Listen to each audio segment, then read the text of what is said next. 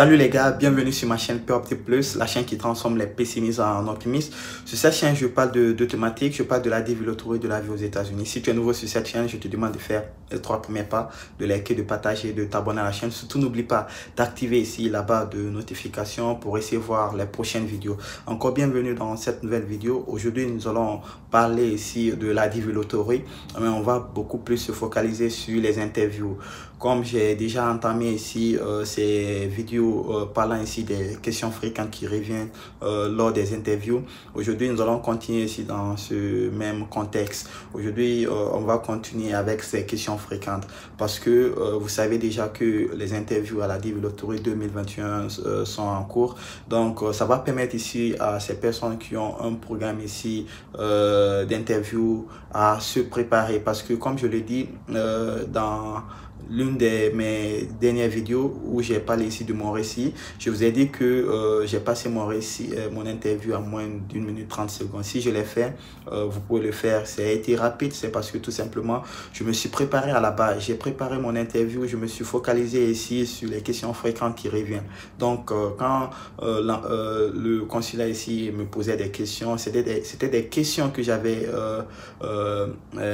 préparé auparavant avant de me présenter ici devant à l'ambassade pour mon interview. Donc vous aussi vous pouvez à travers ici ces questionnaires vous préparer aussi pour réussir votre interview à la Développement parce que avec ce nouveau régime du président Joe Biden, franchement je vous mens pas les gars, beaucoup auront ici le visa, surtout ceux qui ont tous les documents qu'il faut, ils sont légitimes dans tout le document ici clean. Je vous assure que vous aurez le visa, à moins que Dieu n'a pas voulu. Mais franchement, si ça dépend de vous, franchement, si ça dépend de vous, vous aurez ici le visa, surtout si vous suivez les choses à la lettre de la phase ici de remplissage ici du DS 260 jusqu'à l'interview. Les gars, vous suivez les choses à la lettre, vous avez 95% ici de chance d'obtenir ici votre visa, je vous assure. Les 5% c'est au fait les forces majeures parce que tout peut arriver. Donc c'est pour cela, une fois que vous vous préparez, confiez ici votre procédure à Dieu, au Seigneur, pour qu'il puisse ici vous protéger durant voilà ces étapes que vous allez traverser, parce que tout peut arriver, c'est une aventure. Donc préparez-vous et puis préparez-vous, voilà. Donc sans plus tarder, si tu es intéressé par ma vidéo, reste jusqu'à la fin parce que dans cette vidéo, je vais parler ici des questions fréquentes qui reviennent durant ici les interviews. Et aujourd'hui, ces questions sont beaucoup plus focalisées ici sur ton sponsor. Le sponsor, c'est la personne ici qui va vous envoyer ici l'avis des filles. L'avis des filles, c'est le document de sponsoring qui prouve ici au service d'État chargé à l'immigration que vous ne serez pas une charge pour l'État américain. Donc, une fois que vous serez aux États-Unis, vous aurez une personne qui va vous orienter, une personne qui va vous accueillir, une personne qui sera là pour vous, pour vos besoins, pour vos besoins basiques, disons comme cela. Parce que quand vous venez d'arriver, vous n'aurez pas de travail. Il faudrait que quelqu'un ici essaie de vous aider, même si en venant vous avez l'argent de poche. Mais c'est toujours bon ici d'avoir une orientation par rapport à beaucoup de choses. Sans plus tarder, nous allons commencer maintenant. Les questions fréquentes qui reviennent ici durant les interviews à la DV. La première question qui revient, ils vont vous demander chez qui allez-vous aux États-Unis. Comme je l'ai annoncé, ces questionnaires sont beaucoup plus focalisés sur votre sponsor. Parce que vous ne pouvez pas ici prétendre venir ici chez ton sponsor. C'est que le sponsor soumet ici l'avis des filles pour toi et que toi qui demande ici le visa, tu ne connais rien par rapport à ton sponsor. Donc, il faut se préparer par rapport à cela. Les gens ne le savent pas, mais c'est comme ça se passe. Ça peut arriver quand vous pose des questions sur votre sponsor. Si vous avez aucune information sur votre sponsor, sur l'état dans lequel il vit, c'est pas facile ici. Parce que quand la question vient, vous serez piégé, vous n'aurez rien à dire. Donc, vous serez directement disqualifié. Pour éviter cela, prépare-toi avant de te présenter ici à l'ambassade. Donc, la première question, ils vont vous poser de savoir chez qui ici vous allez aux États-Unis. Chez qui vous allez aux États-Unis, on veut parler ici de votre sponsor. La personne ici qui a appliqué la FIDEFI pour vous, qui a appliqué ici le formulaire de sponsoring. Donc le formulaire de sponsoring, c'est comme une prise en charge qui, la personne ici donne une garantie ici au service d'état chargé à l'immigration, à l'État américain, que quand tu viens aux États-Unis, que tu ne seras pas sous leur couvert, tu ne seras pas une charge pour eux. Donc lui va te prendre sur ses ailes, le temps pour toi ici de t'adapter, de trouver un travail et puis pour que tu puisses aussi être indépendant à ton tour. Donc c'est la première question qu'on peut te poser par rapport à ton sponsor. On dit, chez qui allez-vous aux États-Unis? Donc tu donnes le nom de ton sponsor. Après, la deuxième question qui revient aussi, on peut dire quel lien avez-vous avec votre sponsor? Oui, ils peuvent demander cela. Quel est ton lien avec ton sponsor? Parce que vous ne pouvez pas venir chez quelqu'un sans le connaître. Ok? Ils veulent savoir exactement quel est votre lien. Si c'est la famille, ou bien si c'est un parent, ou si c'est une connaissance, un ami. Donc vous devez identifier cela, parce que si vous venez aux États-Unis et que quelque chose arrive, ou en route pour les États-Unis, quelque chose vous arrive dans le chemin, directement ils peuvent le contacter pour le prévenir. Parce que si ça trouve que votre sponsor est un oncle ou bien un frère, comme cela, il peut directement être au courant et puis faire recours ici à la famille, les informer de ta situation. Donc quel lien avez-vous avec votre sponsor? Ça, c'est à toi maintenant de voir. Mais c'est pas forcément que ton sponsor soit quelqu'un de ta famille. Tu peux prendre un inconnu aux États-Unis, il peut être ton sponsor, si bien sûr s'il a la volonté de t'aider, parce que le sponsoring c'est pas facile à avoir, surtout si tu gagnes une personne qui veut t'aider, qui veut appliquer, parce que dans le sponsoring, les documents qu'il donne, c'est des informations ici de la personne aux États-Unis d'Amérique. Donc c'est pas tout le monde qui le donne, surtout c'est pas tout le monde qui a la volonté ici d'aider. Moi j'avais des soucis ici de trouver un sponsor, mais par la grâce de Dieu, par la détermination, j'ai fini par trouver ici un sponsor que j'ai jamais connu auparavant. Ok? Donc, et puis c'était un Célar, il venait de la Sierra Leone, donc moi je venais de la Guinée, donc deux pays différents. Donc ça veut dire que si vous êtes admis, commencez à chercher les sponsors, renseignez-vous, cherchez les sponsors. Donc la troisième question aussi qui revient souvent à l'interview de la DIV, vous lié un peu à ton sponsor. Ils vont vous demander combien de temps la personne ici a fait aux États-Unis, combien de temps la personne vit aux États-Unis. On parle de ton sponsor, combien de temps il vit aux États-Unis. Parce qu'il ne peut pas prétendre vous prendre en charge si il n'a pas d'abord une stabilité financière aux États-Unis, ou il est dans les problèmes ici aux États-Unis. Donc c'est pour cela qu'on vous pose ces questions, combien de temps il a duré aux États-Unis. Donc s'il a fait beaucoup d'années, ça augmente ici la légitimité ici de sponsor, c'est que le dossier devient plus lourd, plus bancable. Parce que si le sponsor ici a un bon boulot aux États-Unis, par exemple, il est comptable ou il est financier, parce que moi, mon sponsor, il était comptable, donc il était comptable retraité, il a fait toute sa carrière ici aux États-Unis, il a fait 36 ans ici aux États-Unis, donc il est venu ici, il était âgé déjà, il a terminé ses études à l'intro, il est venu aux États-Unis. Donc quand il est venu aux États-Unis, il a poursuivi ses études, il a terminé, il a fait une grande université célèbre, l'université de San Francisco.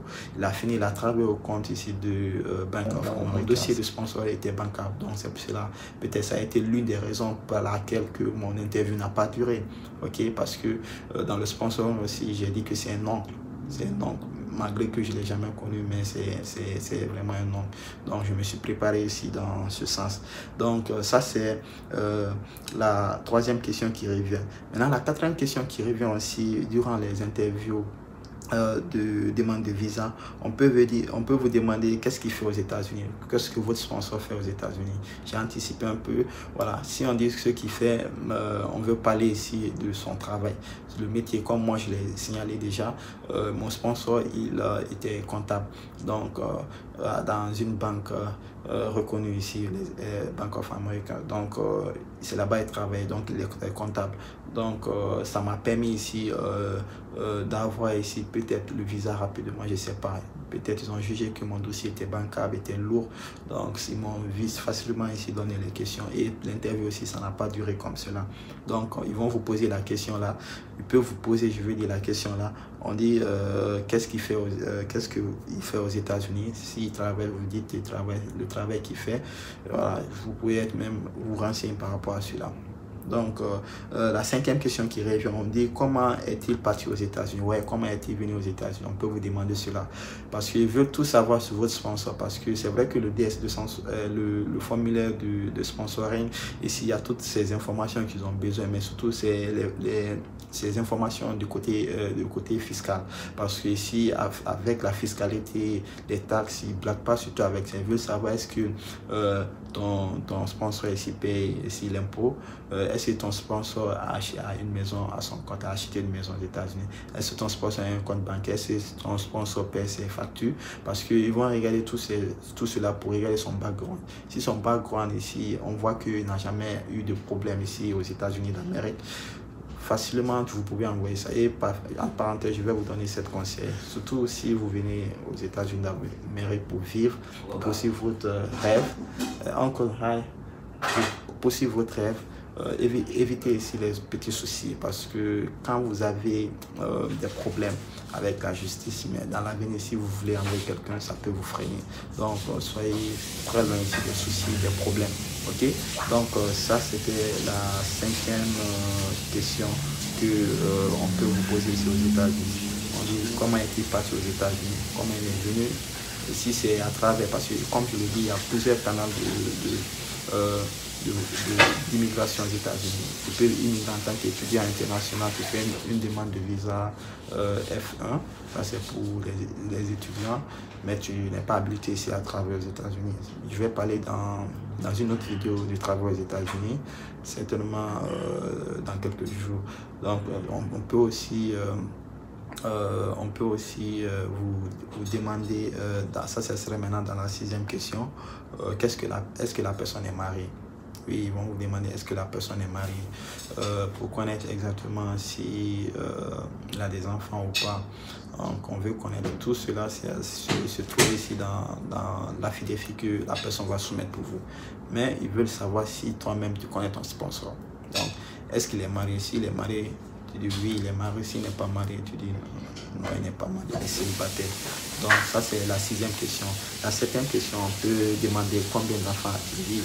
C'est toujours dans ce sens, juste pour connaître exactement si tu connais bien ton sponsor.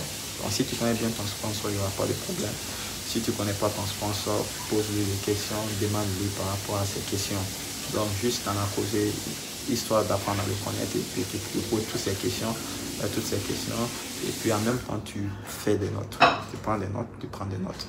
Au fur et à mesure que tu passes, c'est sur cette base que tu vas te préparer pour l'interview. Après, la huitième question qui revient, on dit quel est le nom de sa femme ou de ses enfants. Oui, si tu dis que c'est ton nom, par exemple, qui est ton sponsor, ils peuvent te demander si tu connais sa femme, quel est son nom. Ils ont déjà le formulaire de sponsoring devant eux. Ils ont déjà jeté coup d'œil. Donc, ils peuvent te demander si exactement tu aussi connais ici la famille, si tu es de la famille. Donc, ça peut arriver. Donc, préparez-vous ici dans ce sens. Après, la neuvième question, on dit quelle est l'adresse ici de sponsor. Oui, l'adresse, ça, c'est important. Parce que vous ne pouvez pas prétendre venir ici dans un pays où vous n'avez jamais vécu auparavant, sans connaître ici là où vous allez. Parce que, personnellement, vous-même, vous allez vous perdre. Mais il est très important de connaître l'adresse du sponsor, parce que ça va vous aider. Non seulement vous, ça va vous aider une fois que vous serez aux États-Unis. Il suffit de donner l'adresse ici, soit il suffit de donner ici l'adresse à une personne pour qu'il puisse t'orienter, te diriger chez ton sponsor. Bien sûr, si ça trouve que ton sponsor, peut-être la date à laquelle tu as décidé d'immigrer aux États-Unis, la date là, il a un empêchement ou il a un voyage imprévu qui peut surgir. Parce qu'aux États-Unis, ici, les entreprises, quand ils ont besoin de toi, tu dois être présent.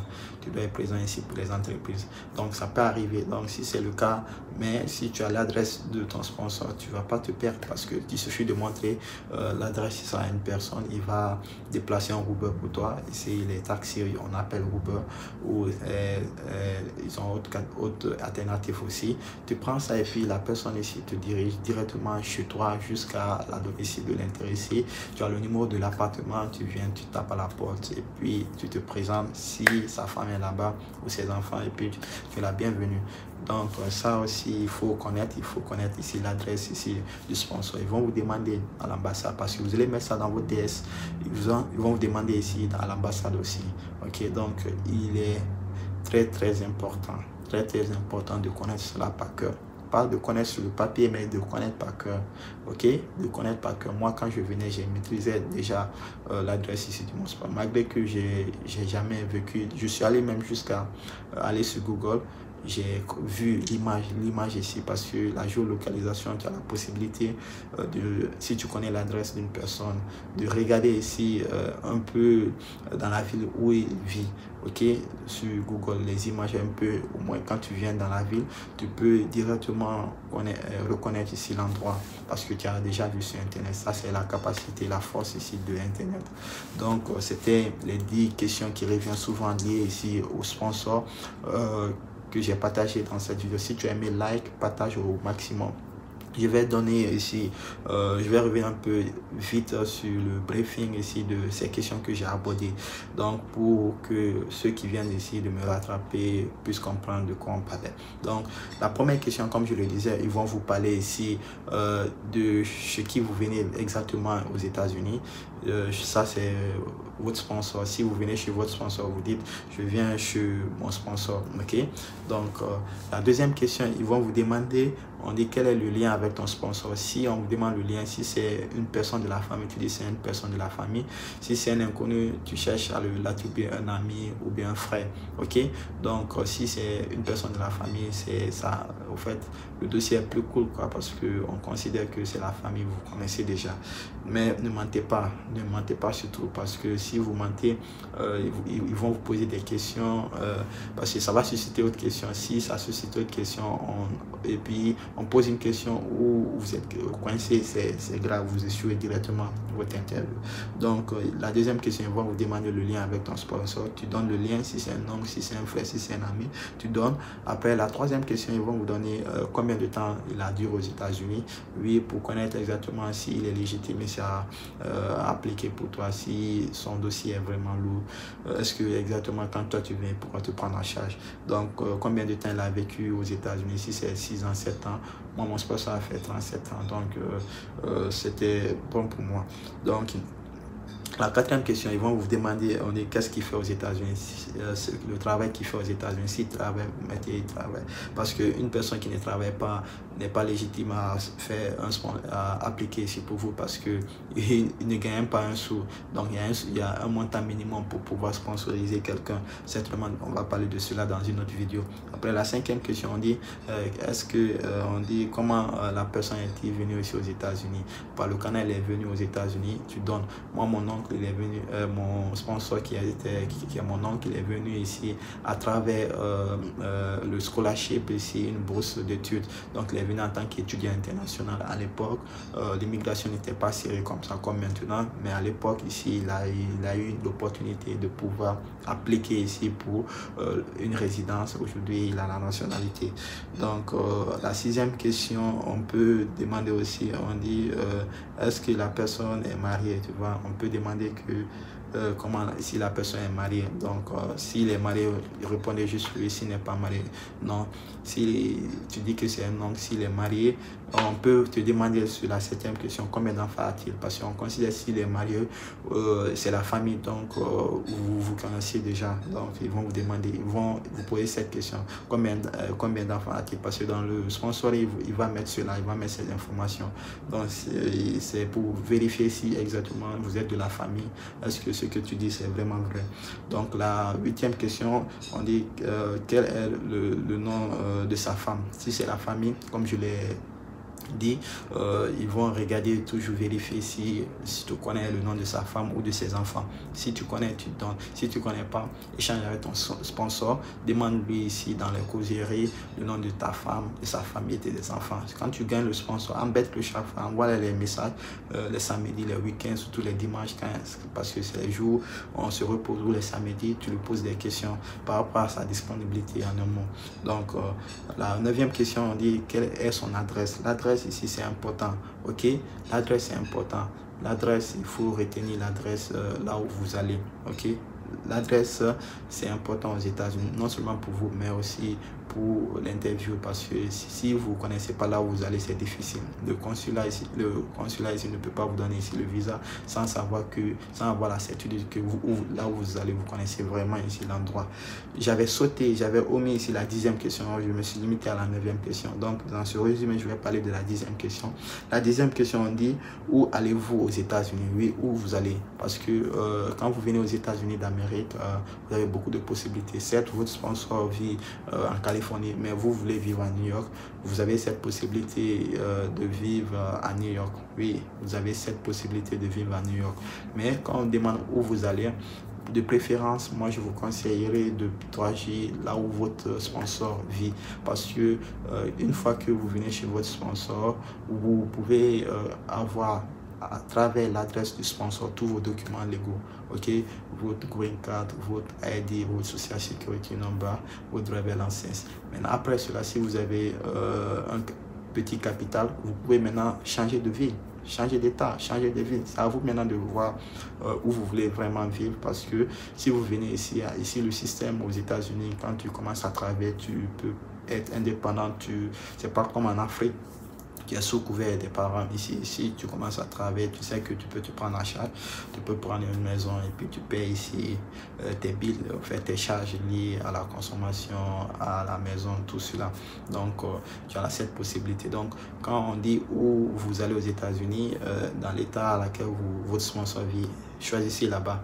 Une fois là-bas, si vous vous organisez, vous pouvez changer d'état. Moi, par exemple, je suis en Californie, je n'ai pas visité d'abord d'autres États. Tu vois, je ne sais pas dans l'avenir, est-ce que je vais visiter autre État? Est-ce que je vais changer autre État quand je veux me marier? Je ne sais pas. Mais ce qui est sûr, j'aime bien la Californie parce que le climat en Californie ici est un peu favorable ici, est un peu lié ici, ressemble un peu, disons, au climat ici de l'Afrique, parce que ici il neige pas.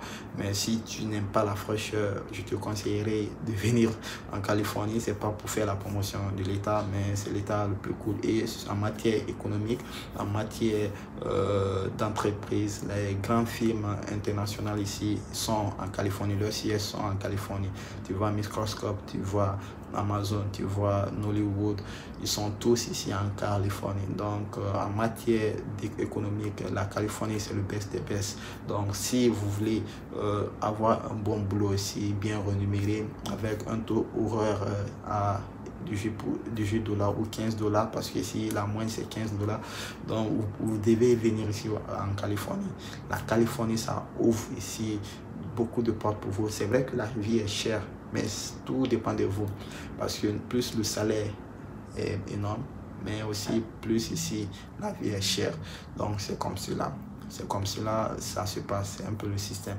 Donc c'est à vous de décider où vous voulez venir. Donc c'était tout pour les 10 questions qui reviennent ici, souvent ici, lors des interviews de la DV Lottery. Ces questionnaires que je viens de donner sont un peu liés aux questionnaires liés à ton sponsor. Donc retenez ici ces questionnaires, préparez-vous dans ce sens. Ça va vous aider ici à immigrer aux États-Unis et à me retrouver ici en Californie ou dans un autre État. Donc moi je vous dis à la prochaine vidéo. Donc continuez à partager, donnez-moi la force, partagez au maximum les vidéos les gars, partagez au maximum, donnez-moi la force. Quand vous partagez, vous contribuez au développement de la chaîne POPT+. Partagez au maximum, je compte sur vous. Faites ce qu'il y a à faire, en fait de faire ce que vous voulez faire. À la prochaine vidéo. Merci, c'était Pierre de la chaîne POPT+, pour vous servir. À la prochaine, take care.